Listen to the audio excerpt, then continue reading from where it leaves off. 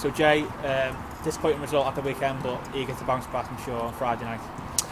Yeah, 100%. We were disappointed with certain things that went on during the game.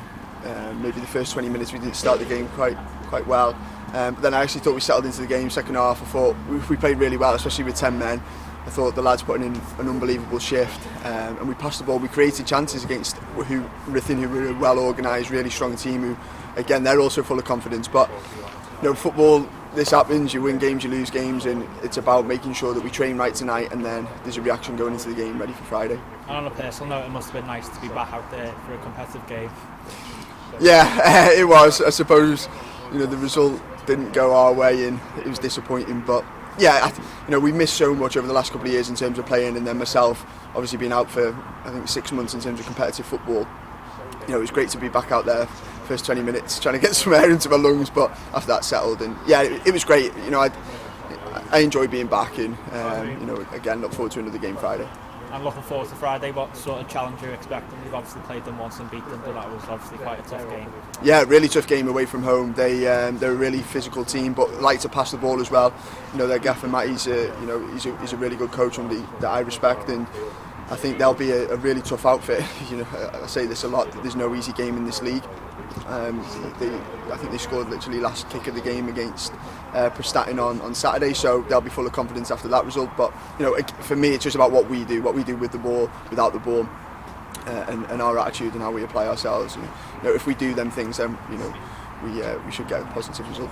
And being at home will obviously help Borough with the surface. It was obviously quite a tricky surface the other day. Yeah, I think that we've got a team that whether we play at home or away, we've got a team that can adapt. I don't think anybody could say that on Saturday when we were playing on the grass that we struggled with the surface. I thought we passed the ball around really well, and we're a big, strong, physical side. I think again, you look at the games that we've played this year away from home. We've obviously won them games as well. So we're a team that can play at home, and we do like to pass the ball, we do like to keep possession, but when we have to mix it in, be tough, be horrible like you do in away games, I think we've got both sides to our game. And just finally, you mentioned both sides of our game. You might have to dig a bit deeper this weekend with not having the normal centre back pairing available. Yeah, I think we got obviously a couple of suspensions and injuries.